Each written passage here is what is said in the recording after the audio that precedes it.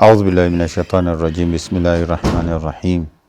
الحمد لله رب العالمين، وصلى الله على سيدنا نبينا محمد وآله الطيبين الطاهرين. السلام عليكم ورحمة الله تعالى وبركاته. أعظم الله أجورنا وأجوركم.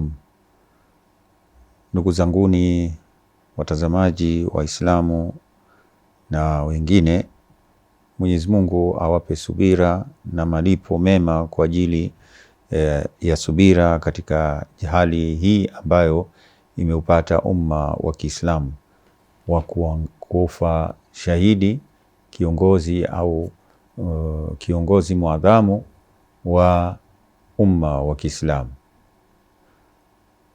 Tukiendelea na mazungumzo yetu kuhusiana na shahidi huyu mtukufu aliyeuawa katika mwezi wa Ramadhani katika siku ya 10 mikononi mwa madhalimu wawili, nao ni Netanyahu na Trump.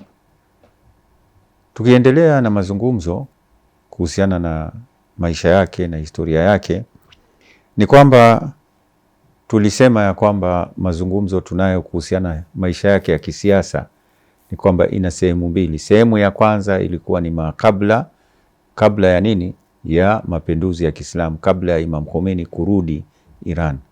Sasa tunaingia katika sehemu ya pili ambapo ni wakati ambapo Imam Khomeini anarudi Iran, anatoka kwenye exile na yani uhamishoni kutoka Ufaransa, alafu anarudi Iran katika mwaka wa 1979. Aliporudi katika mwaka huo, kabla ya kurudi, alipoamua kurudi sasa na kutaka kuja kulete mabadiliko na ukamilifu wa mapinduzi ambayo alikuwa ameanzisha kwa muda wa miaka mingi, yeye alikuwa siku zote alikuwa na mawasiliano na hawa watu ambao ndio walikuwa wakiandaa maandalizi na walikuwa na mawasiliano kwa muda wa miaka mingi na yeye na watu wao. Sasa walikuwa ni walioko kati baina ya Imam Khomeini na watu wa kawaida, ili kufikisha jumbe zake, habari zake na maelezo na taratibu na upinzani dhidi ya huyu dhalimu mkubwa ambaye alikuwa ametawala nchi ya Iran, akiwa anashirikiana na nchi za Amerika na Uingereza na Israeli. Sasa kitu cha kwanza ambacho tunasema sasa ndio katika marhala ya pili alipoanza kuingia katika sasa ndio tuingie kwenye maisha ya mapinduzi. Imam Khomeini alichagua kundi la watu 10 na yeye akiwa yuko Mashhad, aliitwa huko Teheran, akaambiwa njoo hapa. Hakuambiwa ni nini, lakini alipofika Teheran ndipo akajulishwa ya kwamba kuna kundi hili tumetengeza na tumeamrishwa ya kwamba majina haya fulani na fulani na fulani wawe katika kundi hili au kamati hii. Na hiyo kamati walikuwa kiita kamati au shura, yani kamati ya ushauriano ya ya mapinduzi, Shuraye Inqilab kwa lugha ya Kipashian.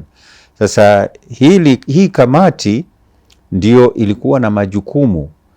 Jukumu la kwanza lilikuwa ni kuzungumza, wawe ndio wanafanya vikao na kuzungumza na serikali ambayo ilikuwako na kujaribu kufikisha na kuleta maelewano baina yao na serikali tawala ambayo ilikuwa ni ya kidhalimu, na kufikisha madai yao na matakwa yao ambayo walikuwa wanataka ni yapi, mambo yapi wanayotaka yafanyike. Na jambo la pili, na pia sio hilo tu, na kushirikia kuwasiliana na kufanya mazungumzo na nchi nyinginezo hizi za nje zisizokuwa za Kirani katika jambo hilo. Jambo la pili ni kuzungumza na ni kufanya taratibu za mipango ya kurudi kwa Imam Khomeini katika Iran, atakapokuja atafika vipi, ndege itakayomfikisha na mengineo yote ambayo ya nini, na kumpokea na kufanya kamati zile zote ambazo zinahusiana katika kumpokea Imam Khomeini, wao ndio wenye kuunganisha. Na pia vile vile walikuwa na jukumu la kumtangaza baada ya kuwa huyu mfalme ametoka, Reza Shah, watangaze raisi wa muda mfupi, raisi ambaye alikuwa ni Mahdi Bazargon, kumtangaza rasmi ya kwamba huyu sasa kwa muda ndio amechaguliwa na ndio atashikilia hatamu, atachukua hatamu ya uongozi. Sasa hii ndio lilikuwa kundi ambalo walikuwa nalo na liliendelea kwa muda wa miaka, yani kuanzia 1979 mpaka mwaka wa 1981, ambapo sasa kulikuja baadaye ndio kukawa serikali sasa rasmi ikatengezwa, kama katiba imetengezwa na mingineo, na ikawa kura zimefanyika na watu wamepitisha kwamba kura, kwanza walifanya kura ya kufanya kwamba watu wanataka serikali aina gani. Wanataka serikali ya Kiislamu, iwe serikali inafata kanuni za Kiislamu, au wanataka kanuni nyinginezo. Watu wakapiga kura na wakapigia ya kwamba nchi iwe ya Kiislamu. Watu walikuwa zaidi ya 99% ndio walikuwa wamechagua ya kwamba nchi iwe ya Kiislamu. Walikuwa wote wameridhia, wengi wao. Sasa hata wasiokuwa Waislamu walikuwa pia wamepigia ya kwamba Uislamu uwe ndio unatawala. Sasa hii jukumu lake la kwanza, majukumu katika yale majukumu ya kisiasa, ilikuwa ndio hilo. Kisha baadaye yeye alichaguliwa, akawa katika mwaka wa 1980 alichaguliwa kutokana na wizara ya mambo ya defense, akawa amechaguliwa kuwa yuko katika komishani au commission au tuseme kamati ya mambo ya usalama, au yeye katika kundi hilo. Hiyo aliendelea, alafu kisha baadaye katika mwaka wa 1980 yani 1981 alichaguliwa, akawa, kwa sababu nyakati hizo ndio zilikuwa zimekaribia za sehemu za vita vya Iran na Iraq, ikawa yeye Imam Khomeini akamchagua ya kwamba yeye ameingia kwenye kamati ya difa, yani ya defense, na akawa yeye ndio mzungumzaji rasmi, na akawa yeye pia ndio kiongozi mkuu wa hicho kikundi au hiyo kamati.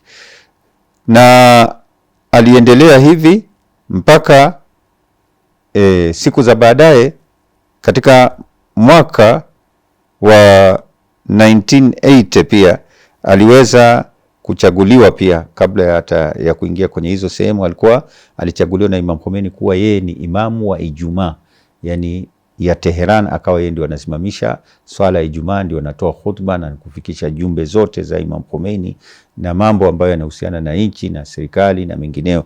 Sasa ikawa yeye ndio imamu wa Ijumaa na pia yeye katika harakati, kwa sababu sasa ilikuwa imefika ya kwamba nchi ishapatikana ya Kiislamu na vyama vilikuwa vinaruhusiwa kuanzisha. Yeye alianzisha wakiwa na Rafsanjani na Bohonar na wengineo, walianzisha chama ambacho walikiita Hezb Jamhuri, yani chama cha jamhuri, yani Republican Party. Hii Republican Party ambayo ikawa ndio chama ambacho kinaendelea, kikawa kina katika vyama ambavyo vilikuweko. Vile vile aliweza katika mambo ambayo yalikuweko ni kwamba rais wa kwanza baada ya kuwa alionekana aliyechaguliwa siku hizo alikuwa na matatizo, kwa sababu kumbe alikuwa si katika watu ambao wanapenda Uislamu, wanatekeleza Uislamu. Alikuwa ni kinyume cha Uislamu na alifanya matatizo mengi ambayo yalikuwa kwa mpaka akawa amesimamishwa utawala wake, na ikawa basi wakachagua kiongozi. Rais wa pili akawa anaitwa Bohonar. Huyu Bohonar, hao wapinzani walikuja wakamuua yeye na wakaua pia watu kadhaa ambao walikuwako katika serikali, ambaye alikuwa ni kadhi mkuu, Chief Justice ambaye alikuwa katika nchi, ambaye alikuwa kitwa Shahid Beheshti walimuua na watu wengine ambao walikuwa katika serikali, na ikawa nini, inabidi sasa serikali ifanye nini, ichague tena, ichaguliwa upya, ni rais au atachaguliwa tena upya.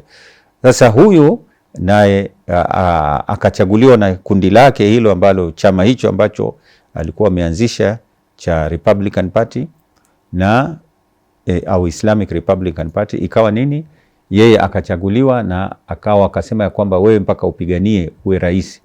Basi yeye alikuwa hayuko tayari, lakini akakubali na akawa rais. Na alipopigania urais, ajabu ni kwamba hakujapatikana wingi kama huo, yani percentage ambayo alipata ya watu ni 95% point something, yani 95% zaidi yake aliweza kupata kura zile ambazo watu walipendezwa naye. Raundi ya pili pia vile alikuja baada ya kumaliza muhula wake, akaingia wakati wa pili alipata 85% point something pia vile. Na yeye alifanya mabadiliko sana ambayo pia tutaweza kuzungumzia katika vikao vinavyokuja. Lakini kabla ya kuwa rais ni kwamba yeye katika mwaka wa 1980 alikuja kwanza akaingia kwenye bunge na akapigania na akawa ameingia na akakaa kwa muda katika bunge, na ilipotokea sasa urais, yule ameuawa na nini, basi ndio alitoka kwenye ubunge na akawa ameingia, akawa yeye ni rais wa nini.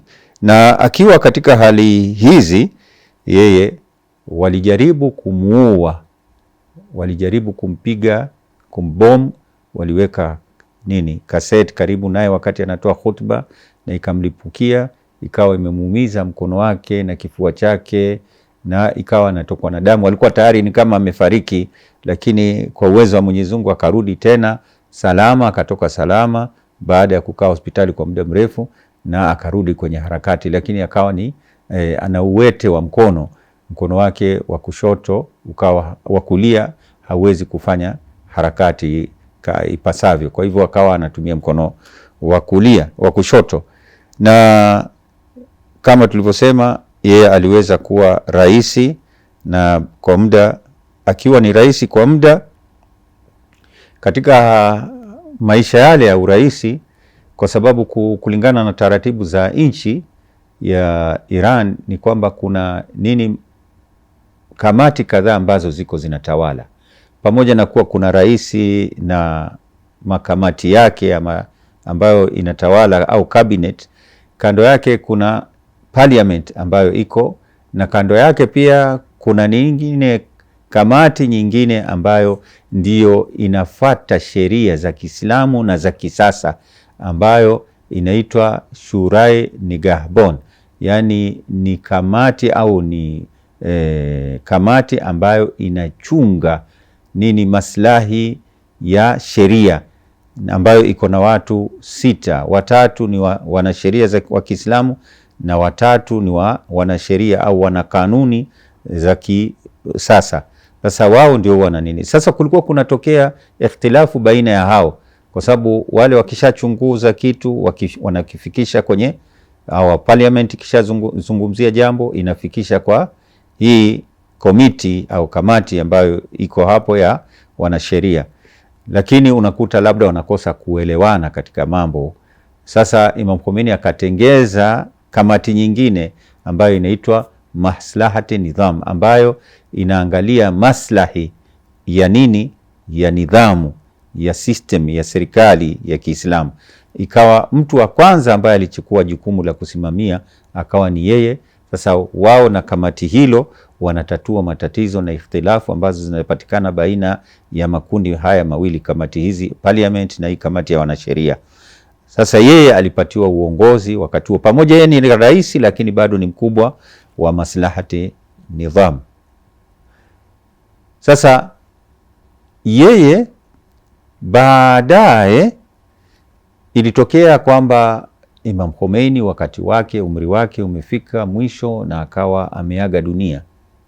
Na alipoaga dunia ikawa mtu inahitaji kwamba sasa katika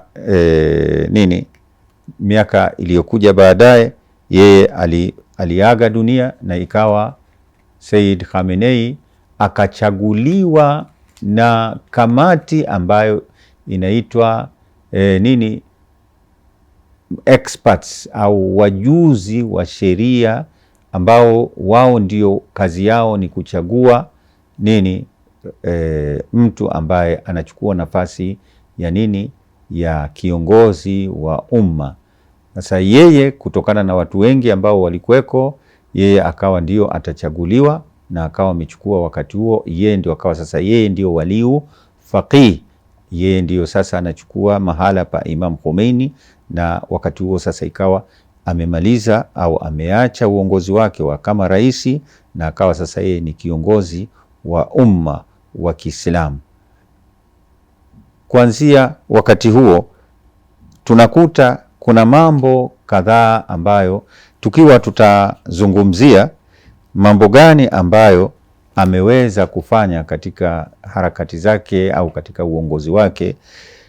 Katika zama za urais wake kuna mambo ambayo ameweza kufanya, ni mengi, lakini kwa kuashiria baadhi ya mambo ambayo yamelete mabadiliko au alionyesha mabadiliko katika nidhamu ya Kiislamu, katika utawala wa kiinchi ya Irani, ni mambo kadhaa. Yeye mwanzo kabisa ambapo tulisema yeye alifikia katika mwaka wa 1983 ndio alikuja akawa rais. Miongoni mwa mambo ambayo aliweza kuyafanya ni kwamba yeye alikuwa ni mwenye kuunga mkono harakati zozote za resistance, harakati zozote za utetezi wa watu katika nchi zao, yani katika nchi za Kiislamu, ambapo kulikuwa na harakati, kwa mfano Lebanon, kulikuwa na harakati ambazo zilikuwa, kuna Palestine katika kujikomboa, kuna Iraq na kuna Afghanistan, na aliwaunga mkono kwa njia zozote ambazo alikuwa yuko nazo kama rais, na kuwatetea katika haki zao na katika kujikomboa. Na hata katika Afghanistan, wakati kulikuwa na harakati hizo za kutafuta mapinduzi na kujaribu kuweka watu sawa waweze kukaa katika umoja, yeye alikijaribu kuwaunganisha na wawe na umoja na kuweza kulete utawala ambao utakuwa ni wa maelewano na wa Kiislamu na kwa radhi yao vile wenyewe wanavyochagua. Aliweza kuwasaidia hata kukawa kuna chama ambacho kilianzishwa kwa msaada yake pia, ambacho kilikuwa kinaitwa Hizbi Wahdati Islami Dar Afghanistan, yani chama cha umoja wa Kiislamu, yani kuwaunganisha madhehebu tofauti tofauti yaweze kuwa na umoja na kuwa na mwelekeo ambao unaofaa. Na pia vile vile katika Iraq ambapo kulikuwa na Saddam ambaye alikuwa kiwatesa wananchi wake na kuwadhulumu, kulikuwa na harakati pia ilipatikana ambaye pia aliwasaidia na kuweza wakaanzisha harakati ambapo ilikuwa inasimamiwa na Sayyid al-Hakim ambaye alikuwa kiitwa Sayyid Hakim Bakir Hakim, ambaye walianzisha chama ambacho kilikuwa kiitwa Majlisul A'la al-Islami, yani kitu kama Kiarabu itakuwa ni Executive Assembly, Islamic Assembly, yani chama ambacho kilikuwa kinawaunganisha na wakaweza kuwa wakiwa huko Iran wakawa wanajitetea na kujaribu kulete mabadiliko katika nchi yao na kuweka mambo sawa. Na pia katika harakati ambazo aliweza kufanya ni kwamba aliweza kuanzisha taasisi ambayo inafuatilia historia ya Uislamu na kuiweka sawa, yani Dairatul Maarif al-Islamia, yani ni encyclopedia, Islamic encyclopedia kwa sababu encyclopedia ambayo zilikuwa ziko ambazo zimeandikwa na watu wasiokuwa Waislamu magharibi, kwa hivyo wamejaribu kuelezea mambo kinyume cha Uislamu. Kwa hivyo wakaanzisha taasisi ambayo itakuwa inashughulikia na kufuatilia na kuandika encyclopedia ya Kiislamu ambayo inaelezea mambo kama yalivyokuwa kikweli na bila kukosea, na bila kuharibu historia vile ilivyo.